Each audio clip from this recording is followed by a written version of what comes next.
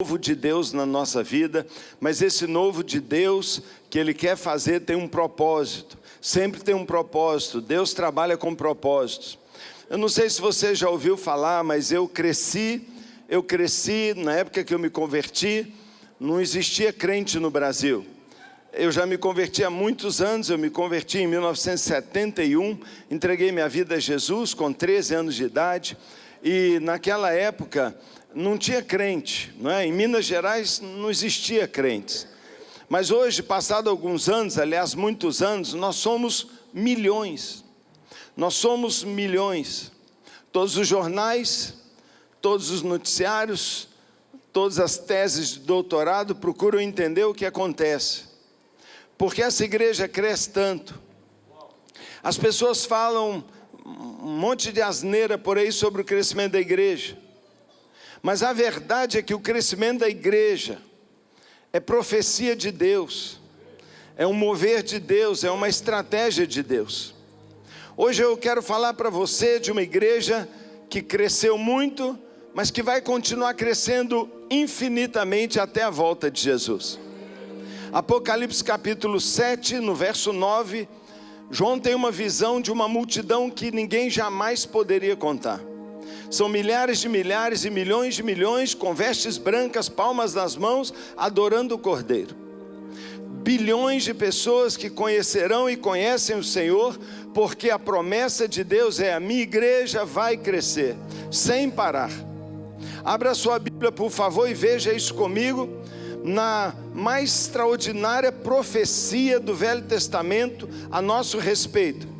A Bíblia diz em Isaías capítulo 9, Isaías capítulo 9 prenuncia o nascimento de Jesus e já anuncia para que Jesus estava vindo. Ele estava vindo para estabelecer um povo enorme, gigantesco, que cobriria a terra como as águas cobrem o mar. E a palavra diz em Isaías capítulo 9: contudo, não haverá mais escuridão para os que estavam aflitos. No passado ele humilhou a terra de Zebulon e de Naftali, mas no futuro honrará a Galiléia dos gentios, o caminho do mar, junto ao Jordão. O povo que caminhava em trevas viu uma grande luz, sobre os que viviam na terra da sombra da morte raiou a luz. Fizeste crescer a nação e aumentaste a sua alegria. Eles se alegram diante de ti como os que se regozijam na colheita, como os que exultam quando dividem os bens tomados na batalha. Pois tu destruíste o jugo que os oprimia, a canga que estava sobre os seus ombros, e a vara de castigo do seu opressor, como no dia da derrota de Midian, como no dia dos midianitas. Pois toda bota de guerreiro usada no combate, e toda veste revolvida em sangue serão queimados, como lenha no fogo, porque um menino nos nasceu, um filho nos foi dado, o governo está sobre os seus ombros, ele será chamado maravilhoso conselheiro, Deus poderoso, Pai da eternidade, o príncipe da paz. É o nosso Senhor Jesus. E a Bíblia diz que esse Senhor Jesus que veio como um menino, Ele estenderá o seu domínio. Também noutra versão diz: para que se aumente o seu governo e venha a paz sem fim sobre o trono de Davi. Haverá paz sem fim sobre o trono de Davi e sobre o seu reino, estabelecido e mantido com justiça e retidão, desde agora e para sempre. O zelo do Senhor dos exércitos fará isso. Esta profecia sobre o nascimento de Jesus diz que o seu governo, o seu reino se estenderá sem fim. Irmãos, desde o anúncio da vinda de Jesus, a palavra já nos diz que ele vinha humilde, que ele vinha pequeno, que ele vinha simples, mas que ele lançaria uma semente nessa terra que cresceria e tomaria toda a terra. Está falando de nós, está falando da igreja. Eu não sei como você se enxerga e como você enxerga ser evangélico, mas já foi o tempo em qualquer lugar que nós éramos uma minoriazinha. Nós estamos tomando a terra em todos os lugares. Nós estamos tomando a terra em todos os lugares. O crescimento populacional do mundo inteiro está na ordem de 2,2%. E o crescimento da igreja chega a 9% ao ano. Isso é impossível de se controlar. O Brasil em mais 10, 20 anos será mais de 50% evangélico. Nós já temos 3 estados do nosso país onde já temos mais de 51% de evangélico. E Deus está mudando aquela nação. Não existe como. Hoje os políticos estão preocupados. Hoje os sociólogos estão estudando esse fenômeno. Mas lá na palavra de Deus já estava escrito: esta igreja crescerá. Acredite no que eu estou te dizendo. Nós continuaremos a crescer. O crescimento da igreja não é um momento, mas é uma profecia, é uma palavra, é uma ação estratégica de Deus. O Senhor veio para salvar este planeta. E nós estamos vivendo o momento mais lindo do cumprimento desta palavra, de uma grande colheita. Eu não vou entrar nisso com mais detalhes porque eu não tenho tempo, mas eu queria que você entendesse uma coisa. Esta profecia tem uma chave no seu cumprimento. Toda profecia é assim. Para se cumprir a profecia é necessário entrar uma chave e girá-la. E o texto diz que a igreja cresceria, cresceria, cresceria. E diz assim: tudo acontecerá como aconteceu no dia dos midianitas. Isaías não tem nada a ver com isso, e ele faz uma profecia, tomado pelo Espírito, ele traz uma revelação do nascimento do Cordeiro, mas ele diz assim: e isto acontecerá desde agora para sempre, como foi no dia dos midianitas. Eu não sei se a sua cabeça faz a conexão direto, mas o cumprimento desta promessa depende de que na nossa época e em qualquer época, o que aconteceu na época dos midianitas continue acontecendo. Quando foi essa tal de batalha dos midianitas? Bem, talvez fica mais fácil para você se eu falar um nome: Gideão. Gideão, a história dele em Juízes capítulo 6 fala para nós que Israel tinha sido invadido pelos midianitas. E nós vamos ver agora que a batalha foi sobrenatural. E se a gente se detém, eu desafio você a fazer isso, a mergulhar na história desse que é o meu herói do Velho Testamento. Um cara que não era nada, ele mesmo diz: eu não sou nada, eu sou o menor da minha família. O cara teve a mais extraordinária vitória que a Bíblia registra. Sobre nós, sobre mim, sobre você tem uma promessa de que uma batalha semelhante está se travando e uma vitória na mesma proporção Deus quer dar para nós. Deus quer trazer sobre o seu povo o cumprimento desta profecia. Mas para cumprir essa profecia é necessário que se reproduza no dia de hoje as condições espirituais daquela época. Você está entendendo o que eu estou falando? Há um sonho no coração de Deus. Há um propósito declarado quando foi pela primeira vez anunciado na terra o nascimento de um bebezinho chamado Jesus. Mais um mês nós estamos comemorando o Natal e você vai ouvir esta passagem sendo repetida todo dia. Um menino foi dado para nós, um bebezinho nasceu numa manjedoura, frágil. Qualquer um podia esmagar seu crânio, qualquer um poderia tomar uma almofada e sufocá-lo. Um bebezinho veio.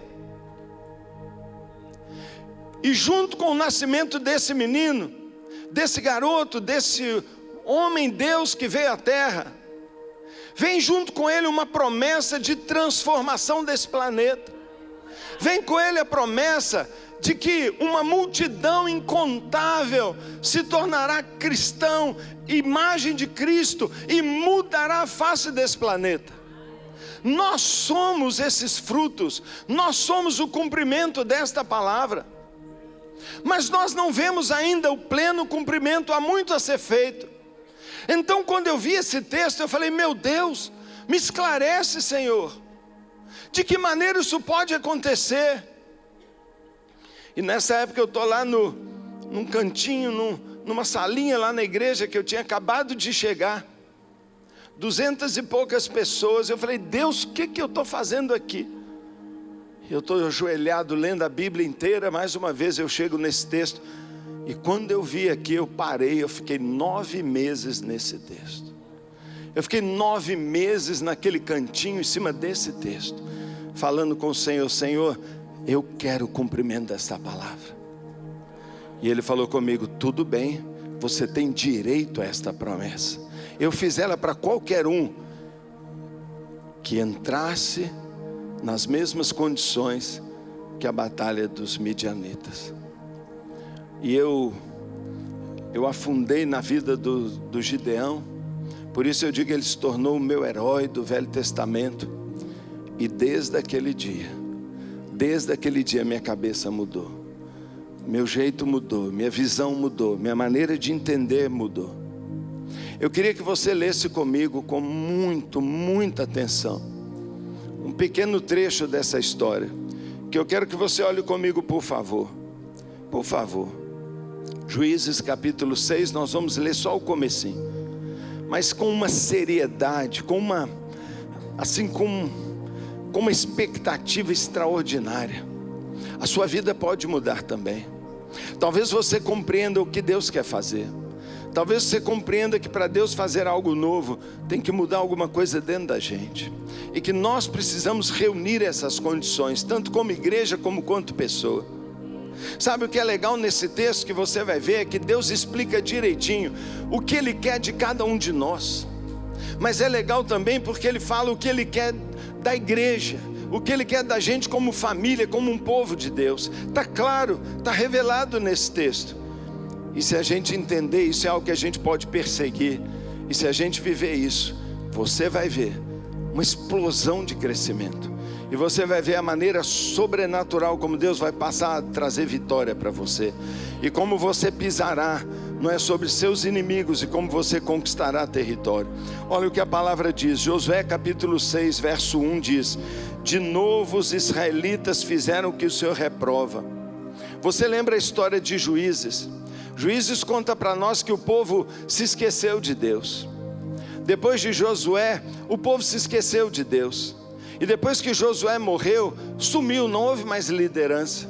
Você sabe que Josué fracassou em produzir um líder. Moisés produziu um Josué, mas Josué não produziu ninguém. E ele transferiu a liderança não para um líder, mas para um grupo de anciãos, para gente velha. Não pode ser assim. Um líder que vai ficando mais maduro, logo tem que passar a sua liderança para uma turma nova. É isso que vocês têm vivido aqui nesta igreja, que nós temos vivido na nossa, o que o Brasil tem vivido. Por isso eu acredito que o Brasil vai ser a maior potência, como já é, porque uma liderança nova, como a gente tem aqui, está se levantando nessa nação. Porque nós não estamos descuidando em fazer um líder, mas porque naquela época não houve líder, o povo afastou de Deus.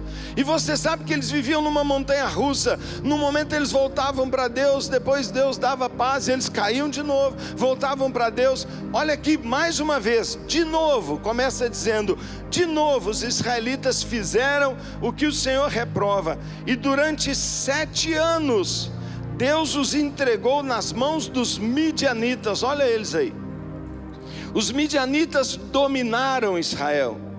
Por isso os israelitas fizeram para si esconderijos nas montanhas, nas cavernas e nas fortalezas. O povo de Deus fugiu para tocas, como bicho covarde. O povo de Deus se escondeu em buracos. Sempre que os israelitas faziam as suas plantações, o devorador, os midianitas, os amalequitas e outros povos da região as invadiam, acampavam na terra e destruíam as plantações ao longo de todo o caminho até Gaza. Não deixavam nada vivo em Israel, nem ovelhas, nem gado, nem jumentos. Ruína, destruição, pobreza, falência. Eles subiam trazendo os seus animais e as suas tendas, e vinham como enxames de gafanhotos.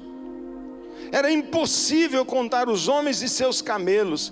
Invadiam a terra para devastá-la.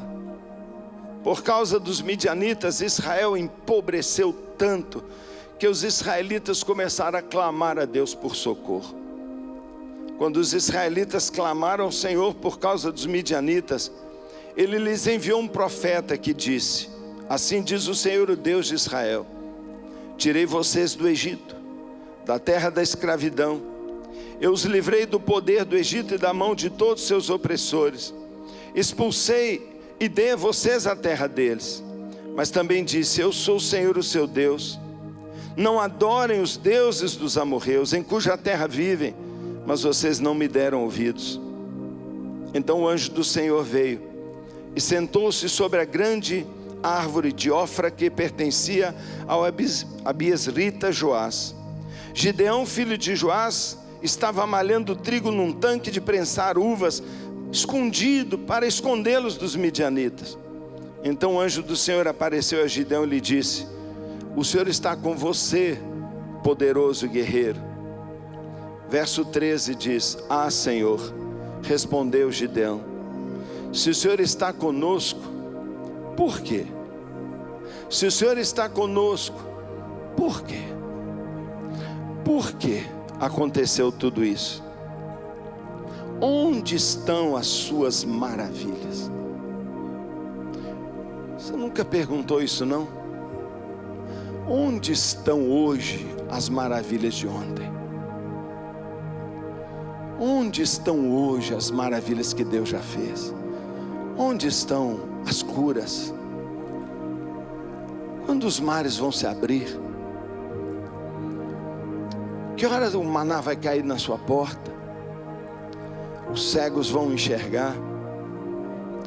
Onde estão as suas maravilhas que os nossos pais nos contam quando dizem: não foi o Senhor que nos tirou do Egito, mas agora o Senhor nos abandonou e o Senhor nos entregou na mão desse povo aí, os midianitas. Então o Senhor se voltou para ele e disse assim: Gideão, com a força que você tem, vá libertar Israel das mãos de Midian. Não sou eu quem o está enviando?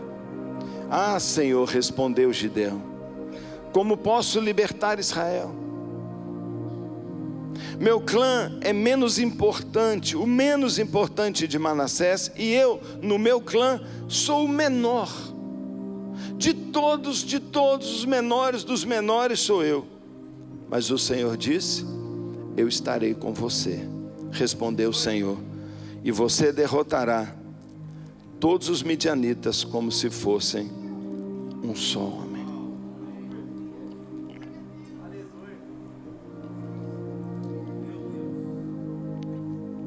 Nós estamos debaixo dessa mesma promessa e desse mesmo chamado.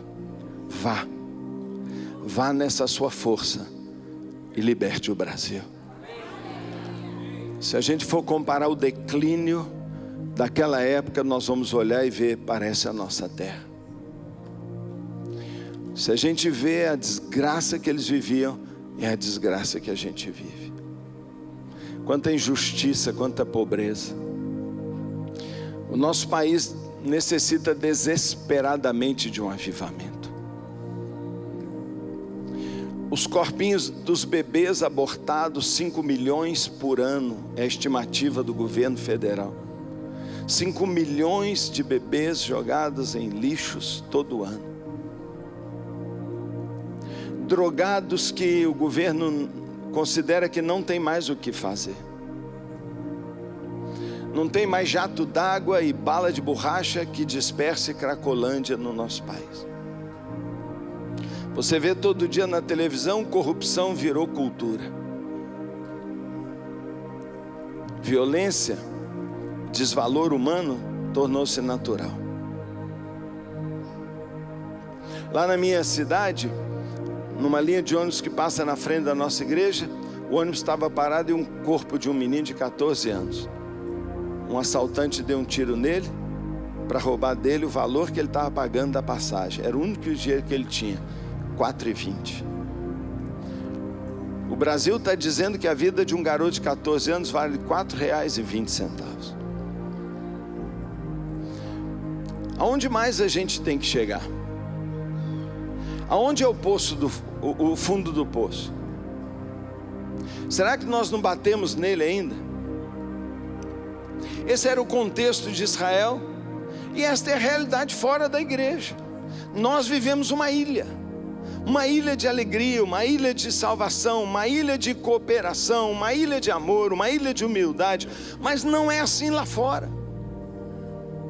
Não é assim lá fora.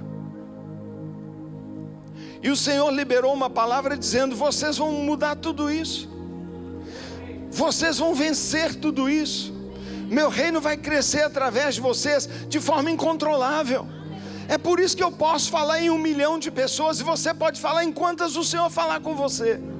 É por isso que nós podemos sonhar grande, é por isso que nós podemos todo dia acreditar que Deus está conosco. Ele disse: eu estou com você, vai nessa força.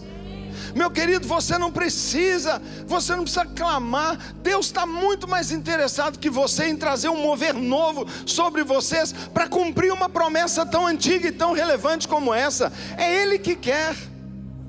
Só que essa história, a partir daqui, revela para nós qual é a chave, o que precisa acontecer. E eu vou falar com você muito rapidamente.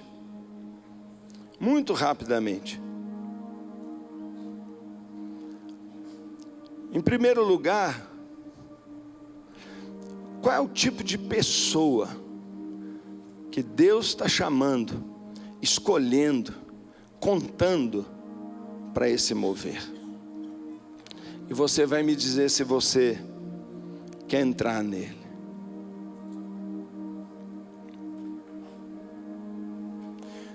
Quando o anjo aparece para Gideão, Gideão está bravo, Gideão está escondido, com medo. Gideão também está numa toca, escondido dentro de um buraco, porque ele tem medo que os midianitas o peguem, o descubram. Ele tem medo que eles venham roubar as migalhinhas, ou seja, ele está vivendo de migalha. E muitas vezes essa é a realidade de muita gente. Vive um cristianismo escondido, um cristianismo apenas de parte, de migalha, um cristianismo pequeno, sem poder. Só que Deus viu alguma coisa naquele homem, e o anjo do Senhor vai atrás daquele homem para dizer: é você que eu quero, é você o tipo de pessoa que eu mais preciso para poder fazer essa grande obra. E minha cabeça pira, porque ele é um cara que ele mesmo se declara o menor, sem força, tímido, pequeno, inseguro. E eu falo: meu Deus, o que o Senhor viu nesse homem? E eu estou lá na minha salinha dizendo: tudo bem, Deus, eu me sinto como Gideão, eu me sinto também um cara escondido, eu não tenho coragem de sair pregando, eu não me sinto capaz, eu me sinto menor. Eu fico falando: por que o Senhor me escolheu? Por que o Senhor é louco de me chamar para pastor? O Senhor é doido, eu não consigo, eu não sou, eu não posso. Mas eu olho aquele texto e vejo a marca talvez que Deus mais esteja buscando no coração da gente. Sim, um cara medroso, sim, um cara pequeno, sim, um cara que nos considera, que talvez nem ele acredite nele. Mas você viu o que ele falou para o anjo? Quando o anjo aparece para ele, parece que ele está até aqui, ó, e ele desabafa para o anjo. Ele chega para o anjo e fala assim: onde estão os milagres que esse Deus fazia antes? Você percebe o que encantou a Deus na vida desse cara? Sabe, Deus não está nem aí se você não tem força, capacidade, mas Ele deseja ver se aí dentro de você tem um desespero, uma insatisfação, um vazio. Se dentro do seu coração tem um desespero, um anelo, uma vontade, um desejo de ver algo extraordinário de Deus. Sabe, ele é um homem que ele diz, eu sou o menor. Irmão, deixa eu dizer uma coisa, há poder na humildade, há poder num chamado de Deus. Quando Deus chama, há poder nesse chamado, mas há poder na presença de Deus, na presença de Deus. E eu creio que esse é o tipo de homem que Deus usará para aumentar o seu domínio em toda a terra. Esse é o tipo de homem, é o tipo de povo, é o tipo de gente que Deus está procurando. Gente fraca, sim, pode ser pequeno, não tem problema, mas que tem fome de Deus. Gente que quer mais de Deus, gente que tem desejo de ver Deus, que tem desejo de perceber seu domínio, que tem desejo e que tem um coração inconformado com a situação ao redor, sempre dizendo, onde está Deus que não muda as coisas? Onde está Deus que não transforma?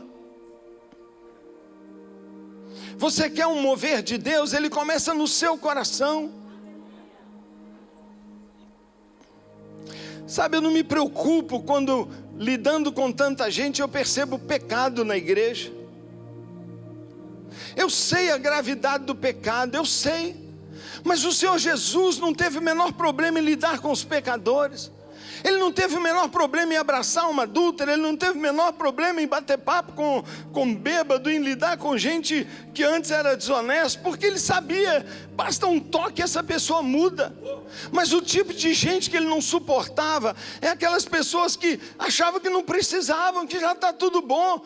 Os religiosos, irmão, religião é uma praga, porque você fica satisfeito com ela e para nela. Religião, igreja não é o fim, é só um caminho, é uma porta para intimidade, para relacionamento, para a vida com Deus, com Ele. Deus tem algo sim, para pessoas que querem ir além de um culto, além de uma pregação, além de um ministério, querem chegar nele. Gente que quer mais do que bênção, querem um abençoador. Esse é Gideão. Gideão está ali inconformado e dizendo, onde está Deus? Minha pergunta, esse é o clamor do seu coração? Esse é o anelo do seu coração? Você é o tipo de pessoa que não aguenta mais olhar nas sarjetas, não aguenta mais ver sua família perdida, você não aguenta mais ver divórcios, você não aguenta mais ver menina sem saber se é menino ou menina, você não aguenta mais essas ideologias, você não aguenta mais o que está acontecendo aí fora. Talvez você é o tipo de pessoa que Deus vai usar. E eu me preocupo quando a igreja fica satisfeita, porque a igreja foi feita para ser um bando de louco desesperado, inconformado, dizendo, eu não aguento mais ver minha terra, minha família, meus amigos assim, eu tenho que fazer algo. Esse é o tipo de gente que Deus está procurando. Você é assim? Eu não era. Eu estava muito satisfeitinho lá na minha casa. Eu estava muito tranquilo na minha igrejinha, meu casamento legal, minha mulher maravilhosa, minhas filhinhas, dinheirinho na conta, tudo legal. Falar a verdade, eu não estava nem aí para os outros. Mas foi nesse período, trancado, 9 meses, sabe, Deus abriu meus olhos para ter uma visão do inferno. Eu vi o inferno. Eu vi o inferno. E sabe, depois do que eu vi, eu saí feito um desesperado na rua. Queriam me internar. Minha família falava que eu estava doido, porque eu queria em todo mundo, eu sacudia o cara, eu queria falar inconvenientemente, eu compreendo, mas eu estava desesperado. Você não precisa ter uma visão do inferno, basta você andar pela rua com o olho aberto e olhar para as multidões, e você vai ver como elas precisam do Senhor. A igreja é a única esperança, só nós podemos fazer isso. E nós nos enchemos de desculpas dizendo, eu sou menor, eu não sei falar, eu estou muito ocupado, eu não tenho tempo. Sabe, Deus foi chamar um homem que estava em guerra, ameaçado de vida, malhando o trigo, trabalhando, foi ele que Deus chamou. Sabe, não importa o quanto você tenha que fazer, Deus quer te usar do jeito que você é.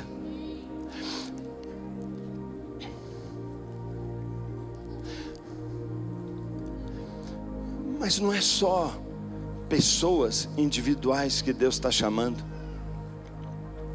Ele vai fazer isso através de igreja. Então sabe o que aquele homem maluco, inconformado fez? Sabe o que aquele cara fez? O anjo apareceu para ele e falou assim, ó, e é você? Ele falou, então, quer saber? Então eu vou mesmo. E a gente não sabe o que aconteceu, que esse cara conseguiu ajuntar mais de 30 mil soldados. Numa época de falência total, isso já é um grande feito. Ele montou um exército de 30 mil pessoas. Só que os midianitas que tinham invadido, eu já procurei isso em todo lugar. O comentarista que diz de menos pessoas fala em 300 mil midianitas. Um exército de 300 mil. Teve gente que chegou a falar em 500 mil. Vamos supor, para facilitar a minha matemática, 300 mil. Então Gideão montou um exército de 30 mil pessoas para enfrentar 300 mil. Bem, a gente sabe como que os israelitas são bons de guerra, mas cada um teria que matar 10 pessoas. Cada soldado de Israel teria que vencer 10 pessoas. Então Gideão falou assim, mas se Deus está do nosso lado, cada um de nós vai fazer 10 correrem, e nós vamos vencer essa batalha. Você lembra da história? Você lembra da história que, quando ele juntou aquele povo todo, Deus chegou para Gideão e falou para ele o quê? Você lembra? Ele falou assim, Gideão, tem gente demais aí. Não é com esse povo todo que nós vamos vencer. Ele falou, mas Senhor, já está 10-1. Não, está gente demais. Está gente demais. Então, o que eu faço, Senhor? Fala para eles que quem tiver com medo vai embora. Então ele juntou os 30 mil, subiu lá em algum lugar e berrou, quem tiver com medo, 10-1, eu estaria com medo. Pode ir embora. 20 mil foram embora, ficaram 10 mil. Bem, 10 mil, ele falou, mas Senhor, você não tem condições. Porque agora cada um vai ter que vencer 30 pessoas. Cara, você pode ser bom de briga, mas se 30 pularem em cima de você, vão te dominar. Um vai acabar te acertando. Então é uma batalha impossível. Impossível. E você sabe também que quando o Senhor então viu aqueles 10 mil marchando e já chegando para enfrentar 300 mil midianitas, 10 mil, o Senhor chegou e falou assim, Gideão, peraí, eu ainda acho que tem gente demais. E ele falou assim, tá vendo o riachinho aí? Manda todo mundo beber água, porque a batalha vai ser dura. Para eles beberem, encherem os cantis e beberem água. Agora fica de olho, Gideão. Fica de olho. Porque quem deixar sua arma de lado e se agachar para beber e se relaxar, esse você manda embora. Agora aqueles que com a mão na espada, ainda segurando a espada, simplesmente beberem água assim, ó, continuando olhando para a montanha, porque o inimigo está ali atrás. Se alguns simplesmente, deixa para lá, fica de olho, porque você só vai levar para a batalha os que fizerem assim. Então Gideão fez uma oração, Senhor, que todo mundo faça assim. Mas a oração não foi atendida, porque ele começou a contar 1, 2, 200, 299, 300. 300. Agora, cada soldado de Israel teria que derrotar 1000. 1000 pessoas. E foi esse exército de 300 que derrotou. O que isso fala para você? Eu estou lá no meu quartinho, Senhor, não dá, Senhor. E ele falou, é isso que eu quero de vocês. A igreja não vai parar de crescer. A igreja vai ganhar o Brasil inteiro. Nós vamos tomar o Brasil. Nós vamos tomar o Brasil. Não importa se você é fraco.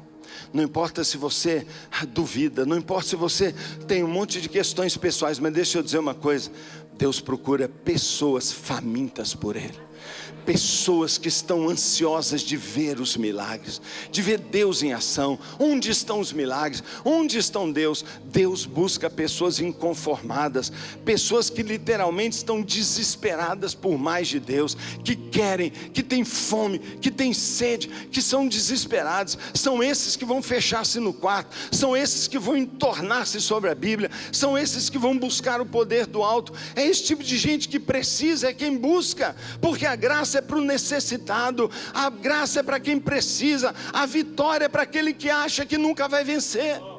Você é esse tipo de pessoa. Agora, em segundo lugar, o tipo de igreja, o exército que Deus vai usar em primeiro lugar, é um exército de fé. É um exército de fé, porque agora 300 pessoas sobem naquela montanha, olham lá embaixo e diz que eles pareciam gafanhotos, uma multidão que não dá para contar, e esses 300 falaram: nós vamos derrotá-los. Você entende que o mundo espiritual é um mundo de fé? Por quê? Porque com 300 homem nenhum vence. É lógico que eles estavam firmados numa fé. É Deus que vai à nossa frente. Irmãos, quem está fazendo isso é Deus. Quem vai multiplicar você é Deus. Quem lidera a sua célula é Deus. Quem vai ganhar a sua família é Deus. Quem vai mudar o governo desse país é Deus. Quem vai acabar com a violência é Deus. Quem vai multiplicar é Deus. Só podia ser Deus. Sempre é Deus. Mas eu tenho que liberar o que Deus precisa: fé. Fé é a matéria-prima do crescimento da igreja. Fé é a única coisa que Deus precisa. Deus não precisa de terreno, Deus não precisa de prédio, Deus não precisa de canal de televisão, Deus não precisa de milhares de células, Deus não precisa de banda famosa. Deus só precisa de um punhadinho de gente com fé. Tem alguém que tem fé aqui nesse salão? Tem alguém aqui que quer ser parte desse exército?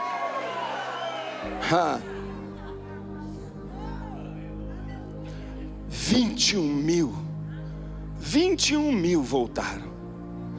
Deixa eu dizer uma coisa: se você quer ser poderosamente usado por Deus, você tem que parar de olhar para as pessoas, porque muito provavelmente, se você ficar olhando para os crentes ao seu lado, é um dos 21 mil covardes. Ele vai falar para você: não vai dar não, vou embora. Não olhe para eles, olhe para Jesus, olhe para Deus. Não tire os seus olhos dele. Quando você estiver servindo, quando você estiver orando, não tire os seus olhos, porque se você olhar para mim, você pode achar que eu estou com medo. 21 mil foram embora. E por que foram embora? Porque eles contaminariam com incredulidade aquele ambiente. Que tipo de crente você quer ser?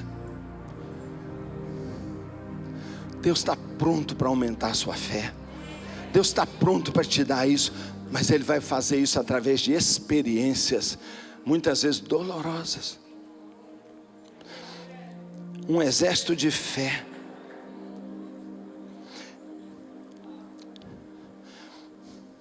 Em segundo lugar, um exército obediente. Obediente. Quando ele manda aqueles 9.700 embora, por que ele mandou embora? Porque eles botaram as suas armas e foram se deleitar no riacho. O inimigo estava a poucos metros e eles largaram as suas armas. O que Deus está dizendo para nós? Gente desobediente não pode ir lá. Você sabe como é que os 300 subiram? Sabe como eles venceram os midianitas? Os midianitas estavam lá embaixo no vale. Eles vieram pela montanha, beberam a água aqui, subiram. E eles olharam e viram as fogueiras, a fumaça, a multidão, cavalos, camelos.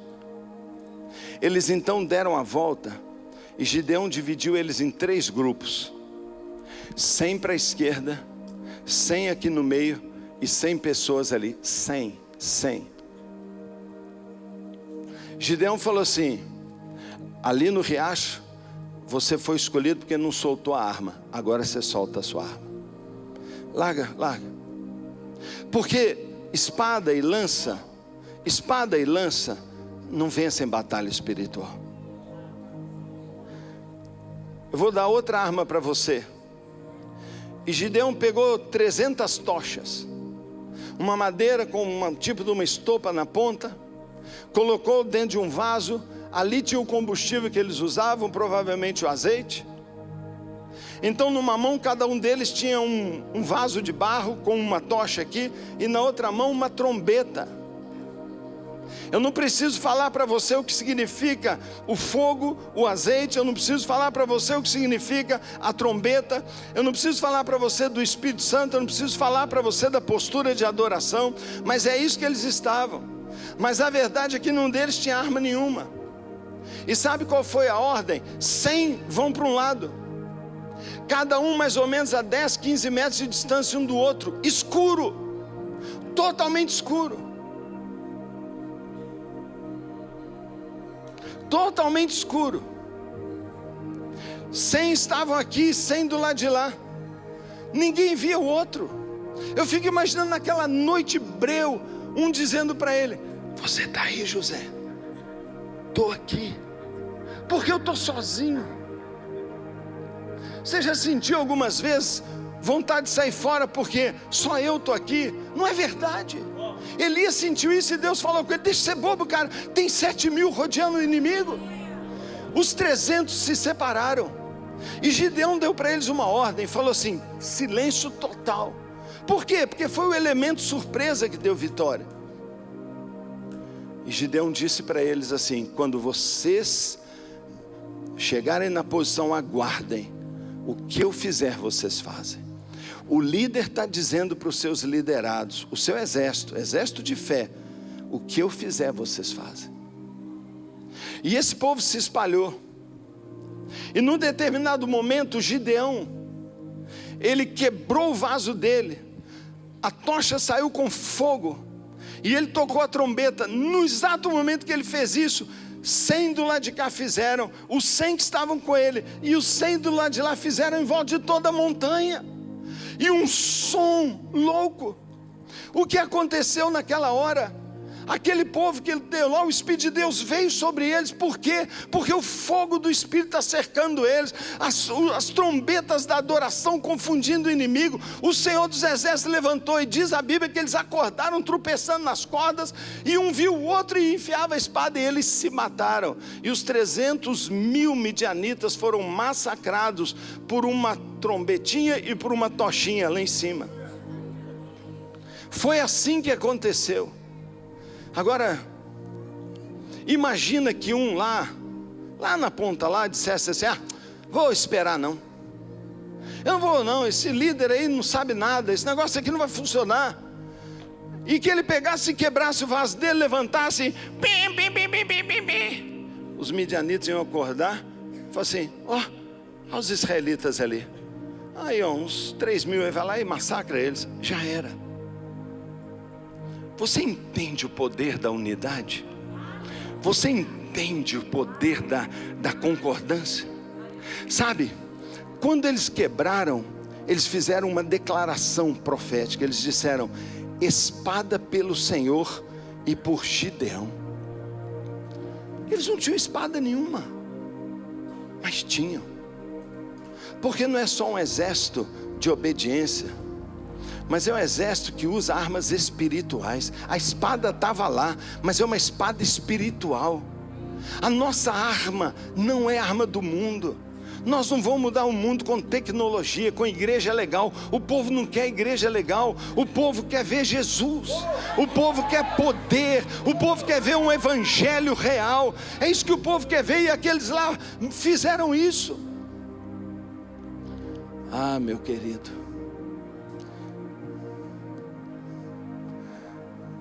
muitas igrejas não crescem, muitos crentes não dão frutos. Muitos estão vivendo derrota ao invés de vitória. Muita gente está vivendo uma vida espiritual de toca, de buraco, ao invés de uma vida de vitória e esplendor. Por quê?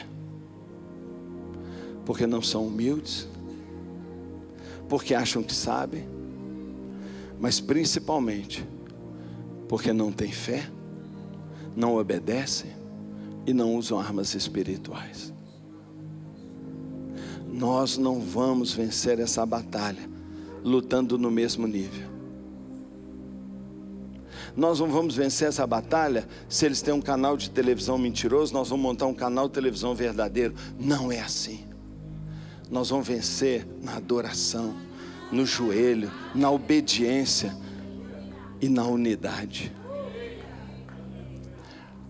Se eu trouxesse o pastor Dênio aqui,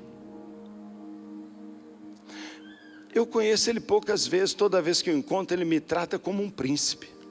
Eu vejo a nobreza dele pelo jeito que ele me trata.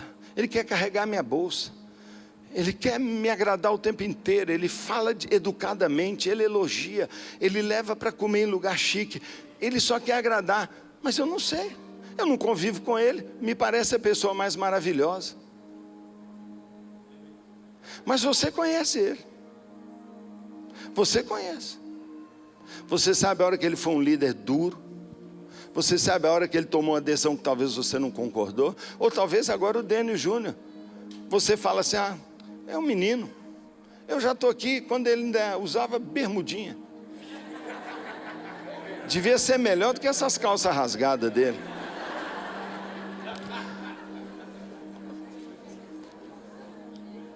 Se eu pedisse o pastor Dênio para subir aqui, será que toda Dínamos, sem nada no seu coração, levantaria aqui e declararia: espada pelo Senhor e pelo pastor Dênio Lara?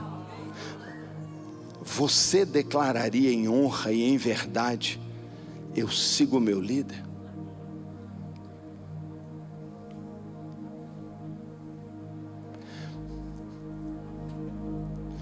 Por que um pastor declara para você: Deus me falou que a visão da nossa igreja é células, por favor abra a sua casa e põe uma célula na sua casa, e você fala não? Então é conversa fiada que você diz espada pelo Senhor, porque é muito fácil falar pelo Senhor, só que ele colocou um representante aqui dizendo: ele é minha boca, siga ele. Então agora você vai declarar honra a ele, aí você não faz, porque tem um monte de coisa aqui dentro, aquela vez, aquilo que eu acho, aquilo que eu penso, e é por isso que o mundo está aí se perdendo, porque nós estamos nos debatendo nas nossas divisões, está tudo errado. Nós nos achamos os tais e Gideão se achava nada. Gideão não se achava capaz, mas os líderes deles disseram: você é o nosso líder, nós morremos por você, nós vamos os 300 morrer massacrados, mas nós vamos morrer do seu lado. Você está disposto a morrer assim? Quando a gente tiver uma igreja de fé, que crê nessa profecia, que age como se ela é verdade, entende, o futuro do Brasil está na sua mão, como o futuro de Israel estava na mão daqueles 300 livrou uma nação inteira. Você lê o resto do capítulo, você vê, Israel foi extremamente próspero depois. Nós ansiamos isso, mas não encontramos os 300. Você quer ver algo novo de Deus? Estabeleça algo novo dentro de você. Estabeleça algo novo dentro de você. E eu posso dar sugestão? Primeiro, arrependa-se de todo individualismo, arrogância, e peça a Deus: Senhor, me ensina a ser humilde, porque essa profecia só se cumpre na vida de gente humilde. Humilde. Aonde eu vou, e os pregadores, olha, do mundo inteiro que vão pregar na minha igreja, os bambambãs de Gateway, vão tudo pregar na minha igreja. todos eles falam assim: me impressiona a humildade do pastor Paulo. E eu posso dizer para você, eu sou humilde mesmo.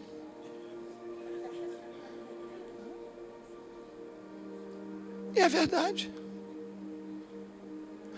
Sabe por quê? Porque eu entendi isso aqui.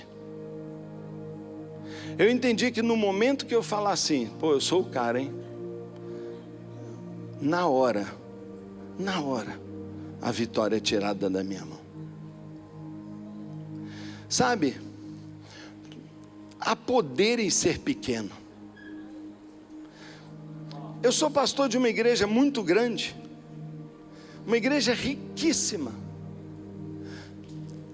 tem fundos de investimento de todo tipo, tem igrejas em todos os lugares, em países, faz o que quer, compra o que quer. E sabe o que eu digo todo dia? Que igrejinha pequena, que igrejica, porque tem poder em ser pequeno. Porque a hora que você falar assim, nossa, já era, cara, já era. Porque no reino de Deus está tudo de cabeça para baixo. O menor é o maior, e o maior é pequeníssimo diante de Deus. Você quer ver Deus usar você e trazer algo extraordinário, um novo mover de Deus? Posso dar uma sugestão? Tranca num quarto 9 meses e massacra seu individualismo, crucifica seu ego, mata sua carne, detona seus sonhos, renda-se, porque a Bíblia diz que quem perder a sua vida vai ganhá-la, mas quem quiser preservar e ganhar a sua vida vai perdê-la. Entrega a sua vida para Deus. Diga a Deus, eu não tenho direito. Vai numa porta e fura a sua orelha e diz, eu sou um escravo, que eu quero continuar escravo seu o resto da vida. Eu vou te servir até morrer. Se torne um escravo da orelha furada. Você quer um outro conselho? Arrependa-se de uma coisinha contra o seu líder. Nunca tire a mão da sua arma. Não vá trabalhar e largue a sua arma. Não saia de férias e largue a sua arma. Isso detona a igreja. Quando você é crente aos domingos, continua abençoadinho na segunda, decai um pouco na terça, na quinta você está bebendo, na sexta é cachaçada. E domingo está aqui reclamando e chorando, me perdoa Deus, todo domingo. Toma posição. Se arrependa dos seus pecados e principalmente chega diante do seu pastor e diz, pastor, aqui está seu servo, não solte a sua arma. Apresente-se diante de Gideão e diz, ó, espada pelo Senhor e por Gideão. Decida obedecer, porque a hora que as nossas igrejas forem dessa maneira e nós estivermos agindo assim, você vai ver o que Deus vai fazer.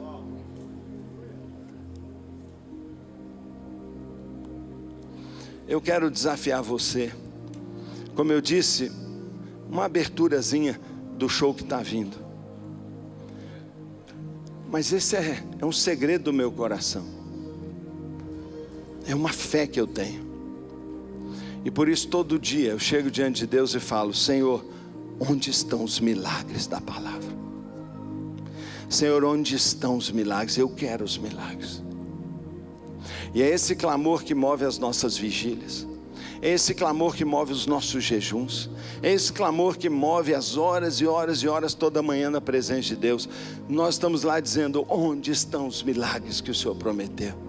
Senhor, onde está a multidão incontável? Senhor, nos dá a multidão. E sabe o que Deus faz? Ele se agrada desse exército de fé, e Ele responde a nossa oração. Eu queria que você curvasse a sua cabeça um minuto.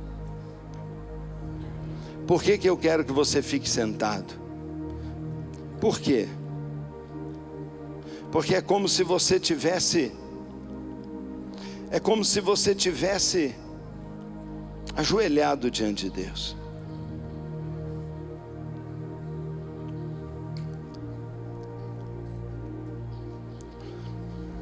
Hoje eu quero te pedir uma coisa. A desobediência, o individualismo estão matando as nossas igrejas.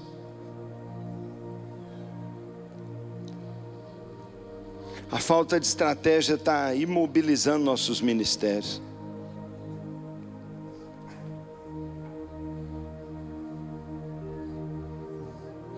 Hoje Deus está levantando um exército dos últimos dias em toda a terra. Esse exército é liderado por pastores chamados por Deus, e mesmo que vacilando, assumem o risco de liderar. Deus está levantando um exército liderado por pastores vulneráveis, por pastores chamados por Deus, que vacilam sim, mas mesmo vacilando, assumem um risco de realmente liderar suas igrejas, de lançar um plano, uma visão. Um exército de gente humilde, de gente fraca, de gente normal, mas famintos por Deus. Um exército de fé, um exército de obediência total, um exército que usa armas espirituais, unidade, cada um fazendo a sua parte, cada um levantando a sua tocha, cada um tocando a sua trombeta. Há um cântaro, há uma trombeta para você aqui nessa igreja. Tome o que é seu e faça. E eu queria que você, de cabeça curvada, dissesse para Deus o que você acha que tem que dizer. Se o Senhor está falando ao seu coração e você quer ser parte desse mover, então eu quero que você diga algo para o Senhor agora. Diga algo para o Senhor.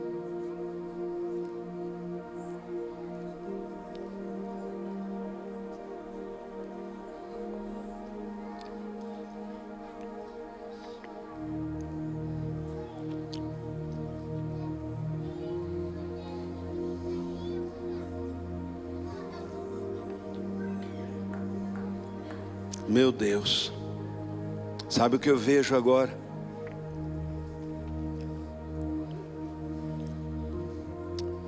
Há uma vitória que Deus está pronto a entregar para vocês. A vitória é improvável, impossível. Talvez Deus esteja querendo dar essa cidade para vocês. Talvez Deus esteja querendo dar posições de liderança e governo para vocês. Que Deus quer dar para vocês uma multidão incontável, eu tenho certeza disso.